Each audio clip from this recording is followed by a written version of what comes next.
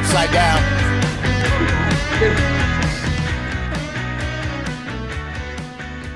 Good morning, everybody. Welcome to The Map, the Mental Health and Addiction Podcast.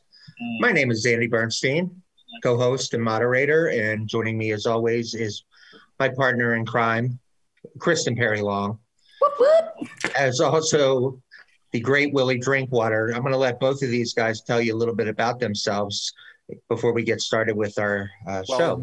Equal rights, but ladies first. That's what equal rights, All right, but ladies. Chris, who are you, Chris? Who am I? Well, today I am Chris Perry Long, and I work for Aware Recovery Care, which is an IHAP model of addiction treatment. Okay. It stands for in-home treatment.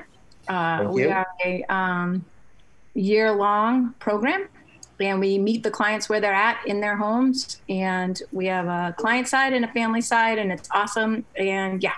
And you're also a dedicated parent who has been experienced addiction issues and mental health issues firsthand. Yep. 2 kids in recovery. Whoop, whoop. Okay. Whoop, whoop.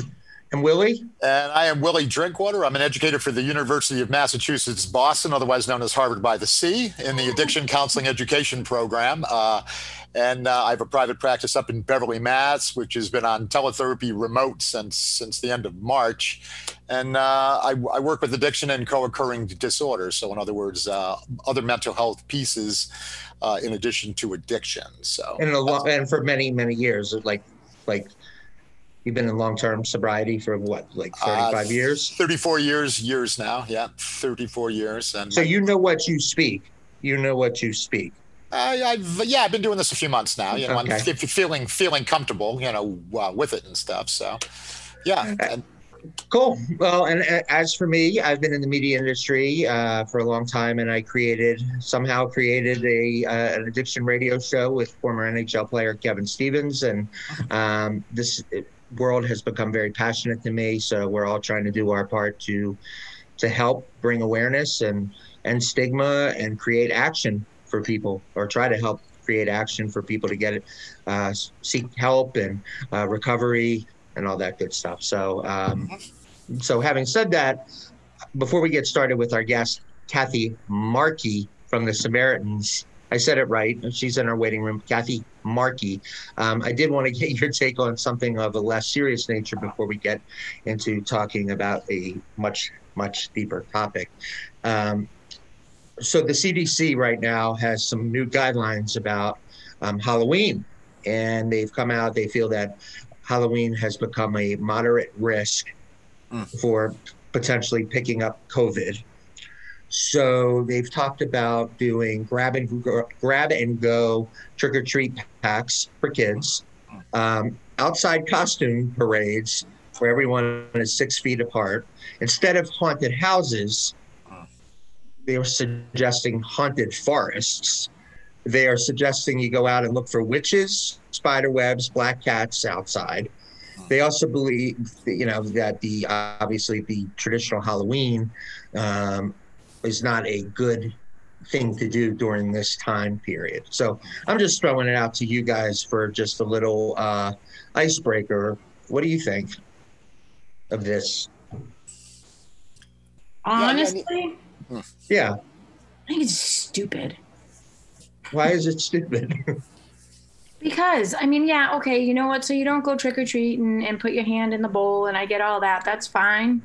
But haunted forest? So what? You go into the forest and you have to wait for the other family to come out of the forest? That's like going to babysit pumpkins. Like, here, let's go babysit pumpkins. Right? Sit there. Right. Let's go watch ice melt in the Antarctica. Right. That's tough. I get it. I'm not a Halloween person, but Chris, I had a feeling you would have commentary on Halloween. My grandkids are already like, is there Halloween? Are they going to cancel it? We're in week 2 of virtual learning. And I'm telling you right now, we think we've got a substance abuse problem now. Wait until like a month into it, because this is just insane how this is going down. It's not working. Like, this virtual hybrid learning is not working. It's not working. William? What say you? Yeah, I mean, the younger the student, the less benefit they get from it too. So, I mean, if you're a junior or senior in high school, then yeah, maybe you can, sophomore even, you might be able to get. But the younger the age, I mean, the harder it is to try to keep them focused in. I mean, I'm talking about Halloween. I don't want to hear about that. I want to talk about Halloween. I want to know what your take is on the Halloween. Probably my take is the same, but go ahead. Yeah, I mean, my children are my children now are 33 and 38. So, I mean, it's not really an issue that I tend to think about at all. I mean, but do the kids come to your house? Do they come to your house? Do they bang on your door? Yeah, no, I mean, in all the years that we've lived here and stuff, we've probably only had like 3 families in 14 years that came by the house. I mean, they come by my house, and you know what I do? I do the grab and go snacks and turn off the lights and pretend nobody's home. So I just put the pumpkin stuff. So anyway, I'm just throwing it out there. Want to hear a funny story, Andy? Yes. So I couldn't tell you how many years ago, but it was quite some time ago. There was a home Patriots game on Halloween. And the week before, I went in front of our selectmen and said, hey, you know what? The game gets out at like 4:00. It was a 1:00 game. So it was like peak trick-or-treating time, right? Yeah. And I said, we need to change Halloween in Foxboro for the day, for the year. Let it be known that kids are not going to be trick-or-treating, because there's a lot of residential roads that people, and then they weren't so blocked off the way they are now. But so I went in front of the selectmen, and they thought it was a great idea, right? So we put an announcement out that there was going to be no Halloween. Halloween was going to be, I don't know, the next day or something in Foxboro. Well, I didn't even get home from that meeting, from going in front of the selectmen for community service time or whatever it was. And I had 2 different news stations messages on my voicemail at home. Like it was crazy news. It was like the news of the century. People love them some Halloween. I mean, I even got into whatever the sports magazine was at the time. And I did a TV interview on Channel 5 or 7 or something, because it was like the news of the day. Well, the best was we moved Halloween to whatever day they moved Halloween. I think it was like the next day. And people were calling the police department that day, complaining because they had run out of candy, because people from other towns came to our town and trick-or-treated, and people ran out of candy. Like so I am known as the woman who changed Halloween in Foxboro. I knew you had a comment on it. I knew that was really more for you. I knew you're kind of a Halloween princess, so therefore. I had two of my kids' classmates, come trick-or-treating. They were in high school at the time. They're like, Mrs. Long, could you change Christmas too, please? There you go. The all-powerful. I can remember when I was growing up, you'd rent a U-Haul, you'd go to 2 or 3 countries. I mean, it was a big deal back in the 60s and the early 70s. I mean, you're really dating. Please, that they run out of candy. Like, it's a big holiday. It's a big retail holiday too. No, in all honesty. Yeah. All right, we've talked way too much about Halloween for a holiday I don't like. All right, let's go. I'm 46, but I'm dyslexic. So okay, yeah. Go ahead. All right. Let's meet our guest today. I was trying to provide a little levity, because we're actually going to talk about something serious topic, pretty serious. So I was trying to lighten the mood up a little bit. Let's meet Kathy Markey. Kathy is the executive director of the Samaritans. She represents their life-saving suicide prevention mission to external audiences at city, state, regional, national, and international levels. She collaborates with other organizations in the suicide prevention community, corporate partners, and legislative leaders in Massachusetts to further raise awareness that suicide is preventable. And with this being National Suicide Prevention Month, we really wanted Kathy to join us today to share with us more information about the Samaritans, the life-saving services they provide. So, Kathy, welcome to the map. Welcome. You're muted. Okay, there we are. All right, there you are. So thank you for coming on. Thank you so much for having me. I was So enjoying the earlier conversation about Halloween. our banter. I know. Well, we try to do that because we all have a lot of different opinions. It's a little bit of an odd group. Eclectic. Eclectic, Diverse. we like to We are call eccentric. Eccentric. Yes, eccentric. On our show a lot, Kathy, we talk about obviously mental health and addiction, and we Willie and Chris can speak to this more, but co-occurring disorders is something we talk a lot about, and talking about how mental health and addiction are really obviously tied together. And so with suicide being a part of all this, a major part of this, we know right now that suicide rates are rising to historic heights, and that was even before the COVID. Now, it has been reported, and obviously you can speak more to this, but the National Alliance on Mental Health Helpline reports a 65% increase in calls to them, even though it's not a crisis for people or a line for people in crisis. And that has been since March. So being the executive director of the Samaritans, can you speak firsthand on what is going on out here with the rise in suicides and what is available to help people? Sure. Well, first of all, thank you for having this conversation. This is one of the first steps and one of the most important things we can do to help reduce the incidence of suicide is talk about mental health issues, including addiction, depression, co-occurring illnesses. So, what we've seen since March has been a really steep increase. Initially in March, it was high, stayed at a high level for a longer period of time than we normally see. So during certain crises in the past, we've seen a spike in calls and outreach to the helpline, and then that generally comes down after even a few days, maybe 5 or 6 days. This is sustained, and what that tells us, right, is that this is the sustained stress that we're all feeling, that people are under. And so the long-term impact of the pandemic, the additional stressors that we're all dealing with, whether that's children at home, dealing with addiction, certainly everybody is seeing these spikes in all of the services that you all represent and talk about. All of these factors worry us about the helpline, in particular, worry us a lot because we think that we're probably 12 or 18 months out from what might be the highest level of calls and need for support. So most people know Samaritans as a 24/7 helpline for suicide prevention. I do hope that people also know that many of those who call us are not suicidal, but they are dealing with other issues. They are dealing with various stressors. They are dealing with addiction. They're trying to stay sober. They're working on their sobriety. They're working on all kinds of relationships and circumstances. People are facing, depression and isolation, certainly. So that people, know to call us during those, for those reasons as well. And they reach out to us because we think that's really how we can be helpful.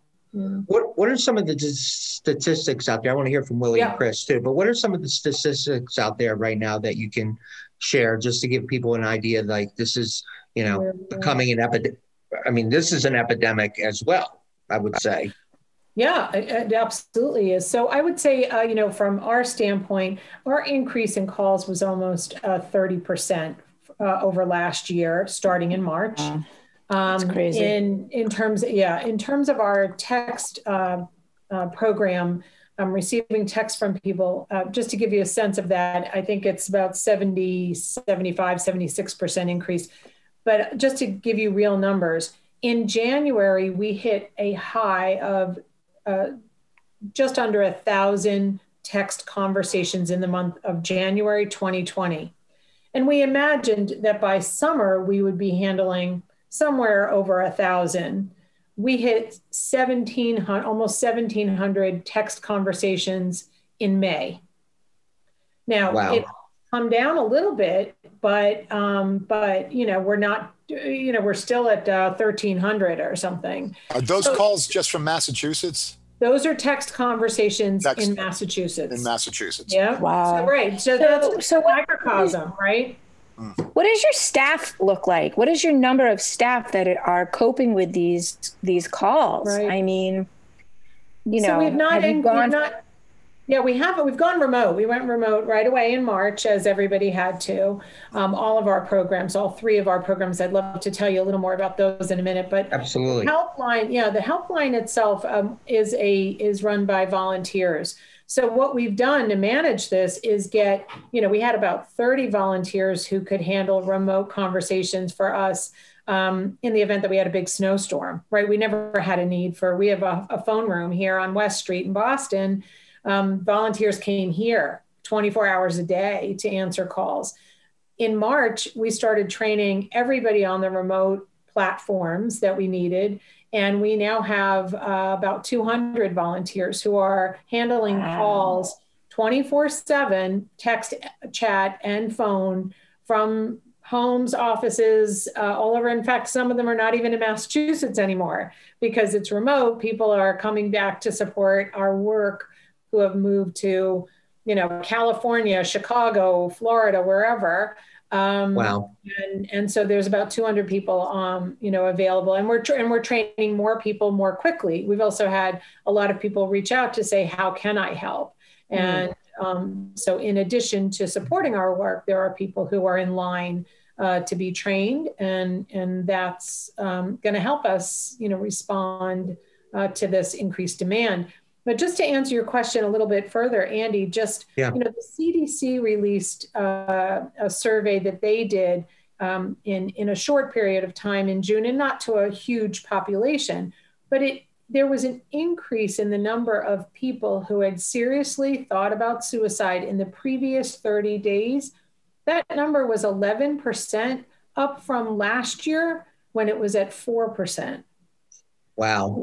So that's a huge increase. And the numbers were even higher when you're talking about young people between 18 and 24. And higher still for young people, young Black youth. Let me ask you a question. How much of, I know there's so many questions I have, and I know, I want to talk to you about addiction and how it corresponds, or the correlation, and I'll let Willie and Chris talk about that. But I also wanted to find out, how does social media factor into this? And does social media, Facebook, does it create depression? Does it cause, does it lead to, suicidal thoughts? So my answer to that would be, not really, or not directly. So okay. I think that what we worry about is that, we hear, perhaps I think it's a myth to draw that particular line. Okay. But what I'll say this, suicide is not a reaction or a response to one event.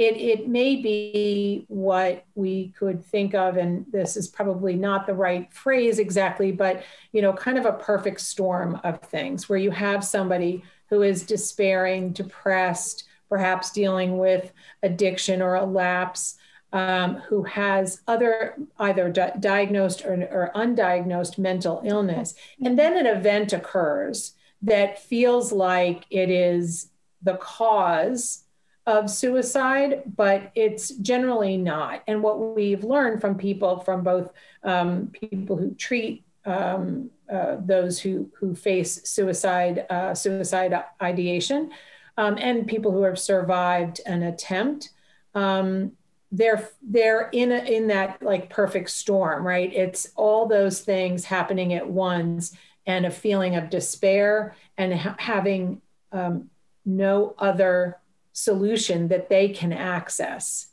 that they can see.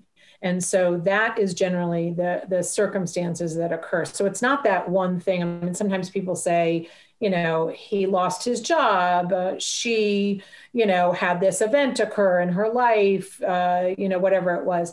It's generally not that one thing. It's that there have been this accumulating or cumulative impact.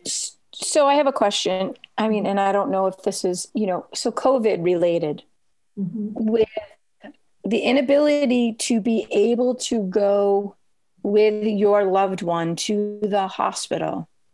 Has that have you seen a spike of coincidence with that, and then the loved one passes away and they never got to say goodbye, Right.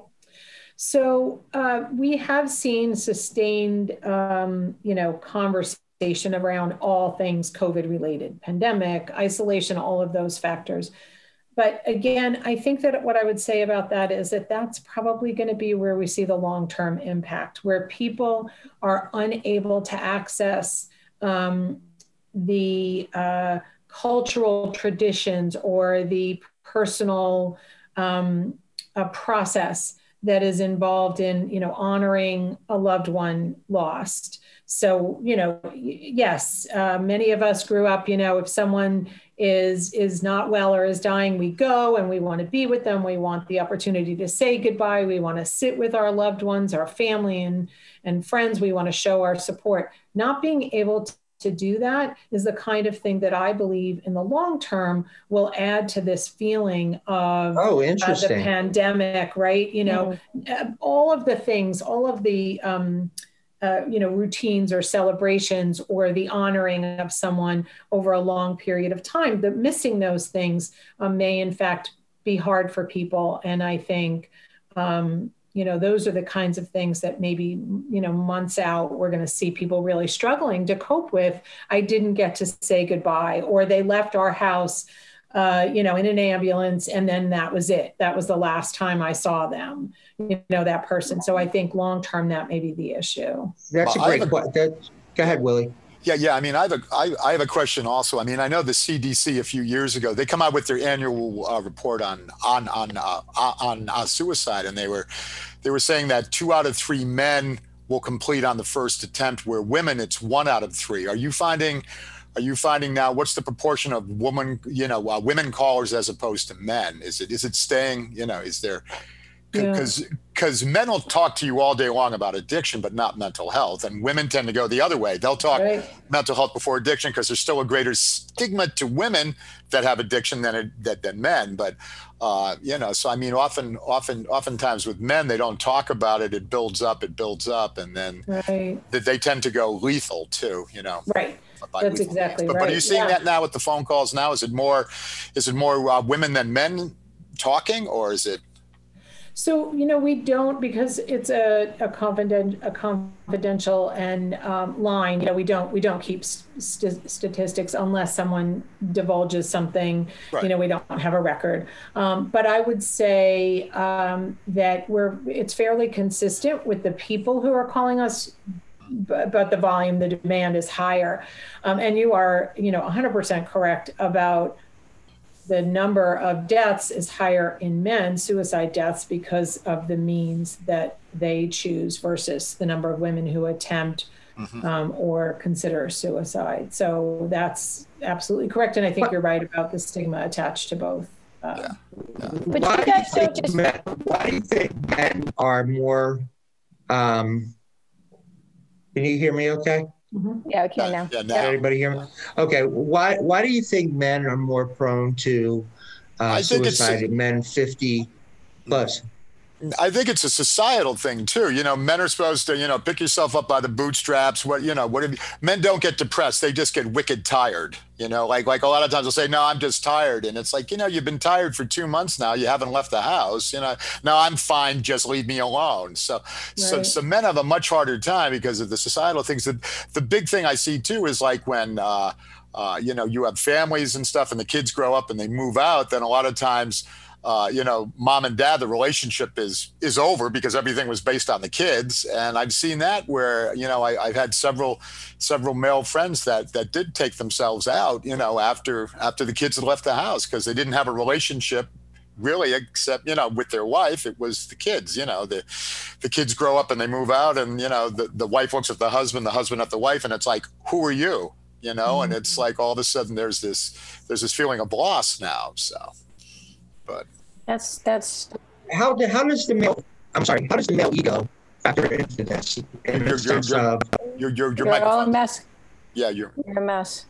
Yeah, your microphone's breaking up a bit. Microphone. Sorry, hold on. Yeah, I don't. I don't even know if it's ego so much as it's just been, the societal pattern. Men want to fix everything. If you talk to a man, they want to fix you. Women want to be heard. Like a lot of times, I'm not asking you to fix me, honey. I'm just asking you to hear me out, right. and stuff. But, men, they're supposed to be able to fix it and pick themselves up by the bootstraps. And I shouldn't have to ask for help. And, That's so funny that you say that. Being a provider, that's what I meant. Being a provider. I'm sorry. Go ahead, Chris. Go. It's okay. Chris, it's so funny that you say that, Willie, because, I can't remember what the incident was, but I know. I live in my mom's 90, my father's 90, my mom's 87, 88. And I live in fear. They live in Florida. I haven't seen them since the whole COVID thing. And I live in fear of them dying and not being able to see them. And my husband and I had a real conversation about it. And he flat out said, he goes, I'm the fixer. I can't fix this. I want to go see them, but I also don't want to bring COVID to them and kill them, and it's like, that's so crazy that you just said that. Right. I'm sorry. Go ahead, Andy. I was going to say, when I didn't say male ego, what I meant to say was really about the need to be a provider, right? Mm-hmm. The need to provide, to say, because I know a lot of guys my age who are, they kind of plateaued a little bit. I'm 50, right? I'm starting to see guys my age starting to kind of become a little bit of it is what it is kind of thing. And maybe it can be really hard to work with, like 50 and over a lot of times, because people begin to seal over. And it can be really hard, especially with guys, to try to get them to really talk feelings, and it's not a concrete number, obviously, but at 50, for some reason, it's like it starts to seal over, and it gets even harder for guys to try to even access their emotion and what it's about. Do you see a lot of that, Kathy? Yeah, I think that you're all, spot on, in this way too, is that we haven't done a particularly good job as a culture, as a society, in training our young people to talk about their feelings. I think we're getting better at it. I think we've, started to do that more, both in schools and in our families, right? But not all cultures. And I think, what we see is, exactly what Willie and Chris were both saying, what you were all saying. You get to a certain point in life and you're kind of, these are the tools you have. And a lot of men don't have those tools to talk about emotions or talk about things that they're going through. It's not something that we like to identify in men, and that's a mistake. And I think that's part of why, people get to a point where they're struggling with something and they don't know how to manage it. And I do think that suicide is a very preventable form of death, because if we knew to talk about it, we knew how to find help, we would be able to reduce the incidence. And I think that's one of the reasons why, what I love about Samaritans, our organization, is that we do have this three-pronged approach, and part of it is about education. And what I dream of is that, we're educating people, young and old, corporate settings, school settings, and the goal there is to give people the language and give people the, the myths and the risk factors and the stuff that you need to know in order to be able to help yourself and help somebody else who's struggling. Oh, yeah. There was a book out. I also have a question. Thank you. Yeah. There was a book out years ago. Men are from Mars, women are from Venus, and it was talking about the communication skills. And it's crazy in my house because I'm from Venus and my wife is from Mars. My wife's always trying to tell me how to fix something, and it's like I just want you to hear me out, And it's just opposite roles. But talking about society, as a society, how we tend to communicate, and stuff. So. Kathy, I'm going to, I think, and I don't know if this is a population right now where there should be, with an aging baby boomer population, experiencing loss of a spouse or a loved one. I have a neighbor right now who lost his partner after 33 years, and regularly, all I'm going to do is wrap that up and then I'm out of here. Right. We get it all the time. It's like, like my wife and I say, like, well, what do you do? He won't stop drinking. He won't give up alcohol. He won't give up smoking weed.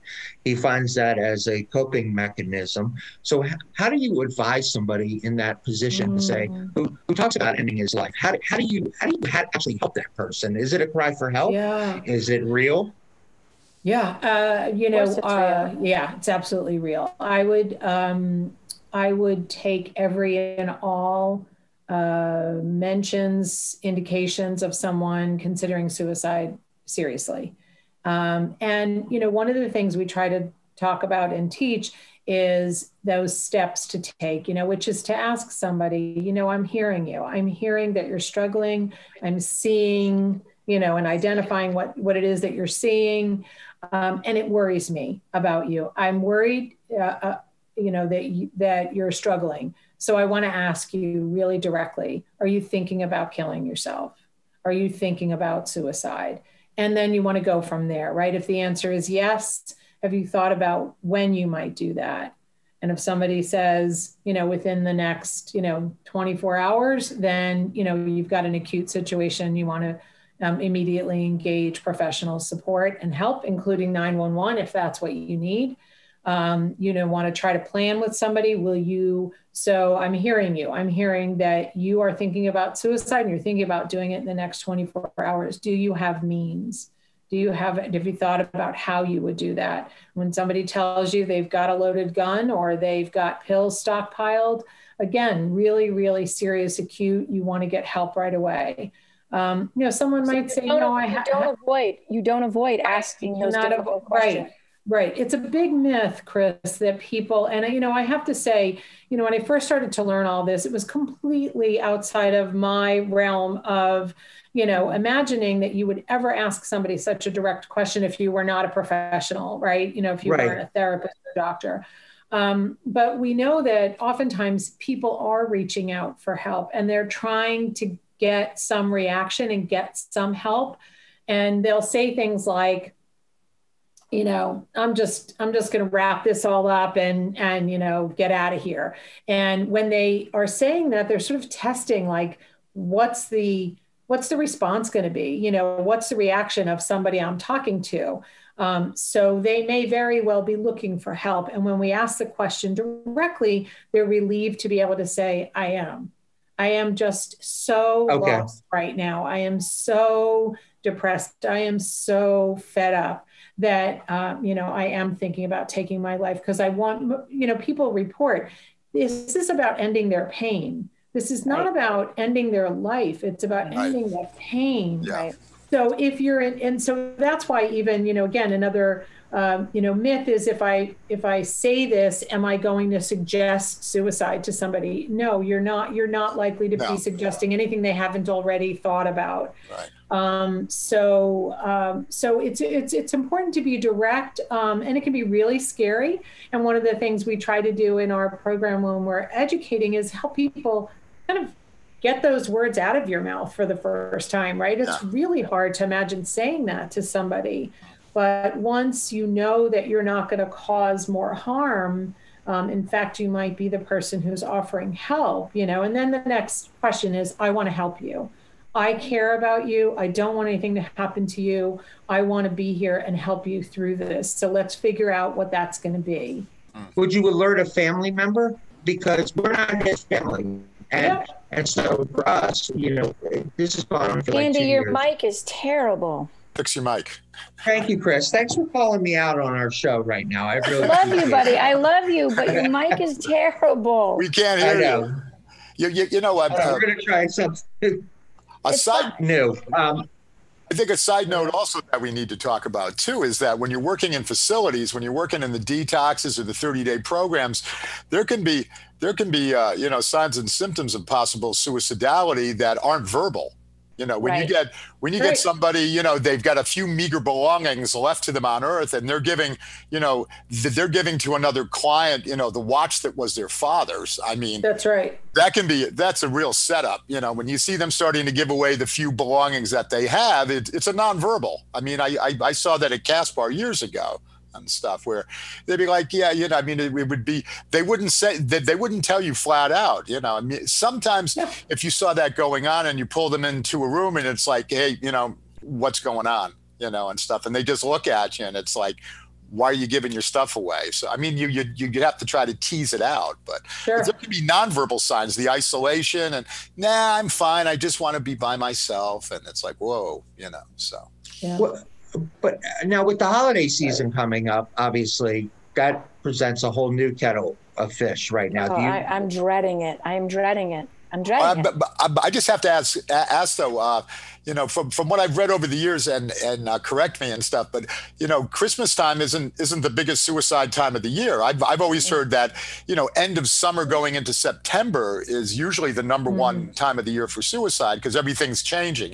Kids are going back to school or going off, and people are moving on. But what have you found, Kathleen?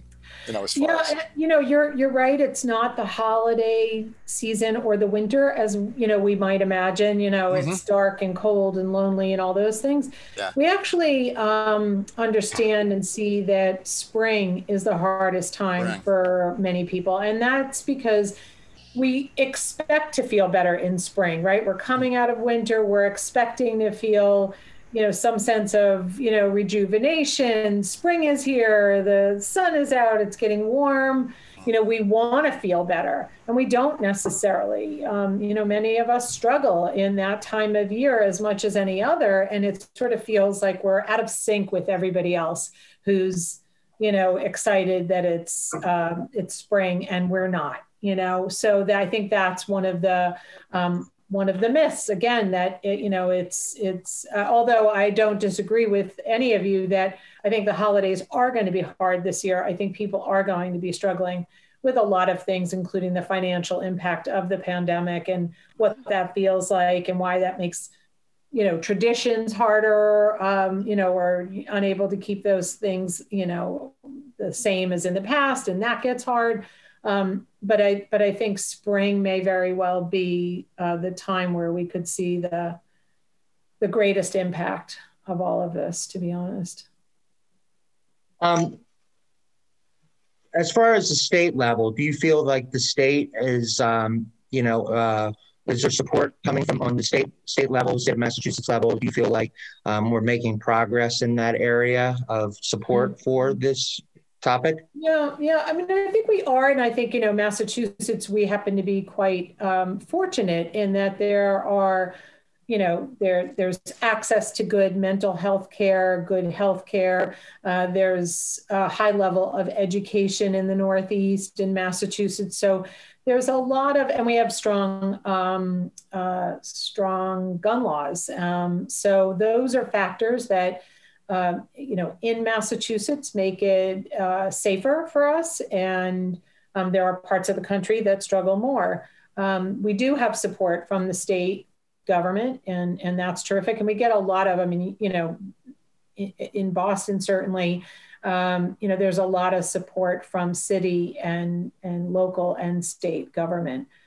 So they're quick to push out our number, quick to make sure that they, remind people if you are feeling, lonely or despairing to call Samaritans. They're quick to remind people that that they don't have to do this alone. They don't have to figure it out alone. So we're grateful for that support for sure. You may have heard, this 988 number that's been approved and will be coming out. So the 988 number is the equivalent of 911. So we all have grown up knowing, right? Even our youngest kids are, at 5 years old, know 911 if somebody is sick or there's a fire or an accident. 988 is the equivalent for mental health emergencies. Now, what does that look like going forward, and how does that actually roll out, and what's required isn't clear yet. But we do think that it is going to have a massive impact on helplines like ours, where many more people will be able to remember the number. And because of the promotion of the number, many more people will be encouraged to reach out for help. All great, right? All good. I didn't even know about it. That's great. Yeah. Well, it's kind of like 211, right? It's like 211. 211 was. Is that the bill that was initiated by Seth Moulton? Correct. Okay. Yeah. Okay. Correct. Yeah. So, Kathleen, before we run out of time, you started to touch on your 3-prong. Yeah. Can you dive into that? Yeah, sure. Thank you. So most people know us as the Helpline.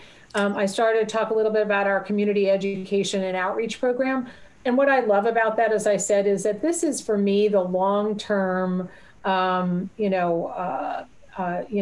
long-term benefit of educating people, both young and old, on how to talk about emotions, mental health, what their needs are, how to communicate with people, what to look for, those signs, that Willie mentioned, even, giving away prized possessions, looking for care, who's going to take care of mom and dad, who's going to take care of my pet, any of those kinds of things. When we educate people, what we hope is that they will take better care of themselves and be able to take care of others, or at least know when they need to reach out for help, right? You don't have to be responsible for someone. It's like doing CPR. You're not a medical professional once you've been trained in CPR, but you might save someone's life by stepping in at a critical moment. And so with that knowledge, we hope that people will then be able to reach out to a family member, call 911, alert a trusted adult when we're talking about kids, reach out to somebody in your workplace, your employee assistance program if you think a colleague is struggling, all of those things. So our community education and outreach program and all of our programs are free, and we love to connect with opportunities to do those programs. So we're always looking for a chance to share what we know about suicide and suicide prevention with people. The third program addresses another really important population. It's grief support services for people who have lost someone to suicide. And the grief journey is so unique and really quite different than other grief journeys. And so we think it's really, really important. And we know that the people who join us for those meetings really appreciate being able to talk openly and feel very safe in their conversation about what they're experiencing once they've lost someone to suicide. And those meetings are all run by suicide loss survivors for suicide loss survivors. So it's really a very special time for them to connect. And, people who have lost someone to suicide are at higher risk for suicide themselves. So again, we think of it as another prong of this approach for suicide prevention, because we need to support in a particular way those friends and family members. So. Yeah, I know up on the North Shore here, there's Care Dimensions, and they run all different type of grief support groups, including ones that we're talking about now. So, yeah, great. Yeah. That's awesome. It's a tough topic. It's something we all skate around. Yeah, that's part of the problem, right? Is that because we are, we've all grown up, there are certain topics we don't want to talk about. And this is still one of them. But what you're doing today by having this conversation is helping to break down that stigma. And the more we do this, the further we'll go, on that, So Absolutely. I appreciate that you're all so in tune to it and wanting to talk about it. Thank you. I had another question. I would definitely want to hear about your some of the things that you have coming up Yes. from an organizational standpoint, and a number where people can reach out. But before Yep. we do that, I also wanted to talk about the correlation. I was mentioning before we started a friend of mine who suffered with bipolar, but I also knew he had a painkiller addiction, and he ended up succumbing to the mental illness he struggled against. Well, what does that mean? Is it either a suicide or is it an overdose? Did he commit suicide? Are they one and the same? Like, what is the correlation between addiction and suicide? Like, is there a relationship between the two? Absolutely. Yeah, there is. I mean, to the extent that we know that, a loss of sobriety is a risk factor. Abuse of alcohol and drugs lowers inhibition, might lead to a more irrational decision or choice. So like any other co-occurring condition, it is a risk factor. And so there is a correlation, but it's not the only one in it. Again, like we talked about before, it might be a kind of perfect storm of circumstances, but I think you all, can speak to that. Yeah. I mean, it can really get you thinking how many overdoses are a suicide without a note. I mean, it's hard. It's hard to try to calculate that, figure it out. Right. And we don't always know. And I think that's why sometimes the numbers are not really clear, because we don't actually know. Yeah. The numbers are not right. That's just like the overdose numbers, the fatal overdose numbers. Yeah. I mean, people go in, and hospitals don't want to be associated with substance abuse. So it's, they pass because of respiratory distress. That's how it's labeled, when in fact they came in respiratory distress due to an exceeding amount of drugs. Yeah. Right. Okay, so now you have some things coming up that I wanted to hear from as well, to share. If somebody wants to help support the organization, what are some of the ways that people can help? Yeah, awesome. Thank you for the opportunity to share those things. So, we're always looking for volunteers. If you're interested, you can find information on our website. The website is samaritans.hope.org. So always looking for volunteers. If people would like to make a donation, they can do so on the website. If people are interested in our services, there's information so they can either help us host an event for the community education and outreach program. If people need grief support services, there's information on the website. They can connect with us there. The other big thing happening on this Saturday, the 26th, in honor of Suicide Prevention Month and in honor of loved ones lost, we have our Samaritans 5K run walk. It is virtual this year, so we're asking people, of course, to join us virtually, form a team, take a walk with a loved one, someone you care about. One of the most important things about this event is the honoring of loved ones for the people who participate in the walk. And so we really have been kind of reimagining the event and finding ways to celebrate those people. And it's just incredible what people are doing, to come together and fundraise through the Samaritans 5K with us. So there's a great auction on there. So if people are interested and want to, are thinking, how do I help and how do I support Samaritans? Join us, for the 5K, make a donation to someone's team. Or is there a Facebook page for that event? Is it out of Facebook pages? Yep. Samaritans 5K is the event page. Okay. But SamaritansHope.org is the org page. And again, I want everybody to know, of course, please reach out to us if in any way we can be helpful to you or to someone that you care about. Our helpline is 24/7, 365. And I'm just so in awe of the volunteers who help on every single day, New Year's Day, Thanksgiving, doesn't matter, middle of the night, people are answering, to be supportive and be there for people with a non-judgmental, compassionate ear. So that number, so that people have it also, 877-870-4673. Excellent. And What's the text line? Same number. Okay. 877-870-HOPE. And strictly confidential, Yep. of course. Yep. Tell us in our closing minutes, if you could advise, if there's a piece of advice to somebody out there, both somebody personally struggling or as a family member, what would you say? Yeah. I think two things come to mind immediately. And one is that, I want loved ones to know, we know how hard this is.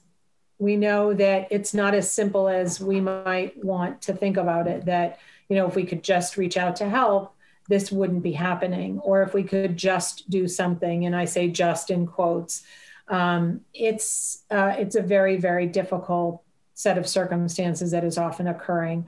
But I do really want to encourage people that if they are struggling and if they need help, whether it's for themselves or someone they care about, to call the helpline. And in the most, urgent moments, to call a professional. So whether that, like we said earlier, if that's, encouraging a young person to reach out to an adult, encouraging someone to call 911 or a therapist, to reach out for help. Because once when someone is no longer suicidal, they are often never suicidal again. So if we can reach someone in that moment when they are thinking about suicide and we provide the right kind of help, they may never reach that point again. So interesting. It's really, kind of, what we hope. And that's not always true, and I know that's not 100% true, but so often we can really, provide the help that someone needs and they may never be suicidal again. Interesting. Thank you. Thank you. You've been great. I really, I know it's a tough topic for, this is a great show. For this you. This is a great show. This is very important. This is very, very important. And thank you all come back again? Of course, anytime. And we didn't scare you away? No, no, if you'll have me, we'll come back. But I want to just, once again, say thank you to all of you for having this conversation and for, being advocates for people who are struggling. And, we're all in this together. And, for me, it's really about, empathy to someone else's struggle. And that's what you're all about. So thank you for allowing me this opportunity to talk with you. Well, thank you for thanking us. Kathy Markey. Thank you for thanking us. Thank you, Kathy Markey, from the Executive Director of the Samaritans. That is our show for the week. And thanks to, again, Kathy. Mike. And by next week, Andy will have a new mic. Yeah, okay. It's not me. Always pointing the blame.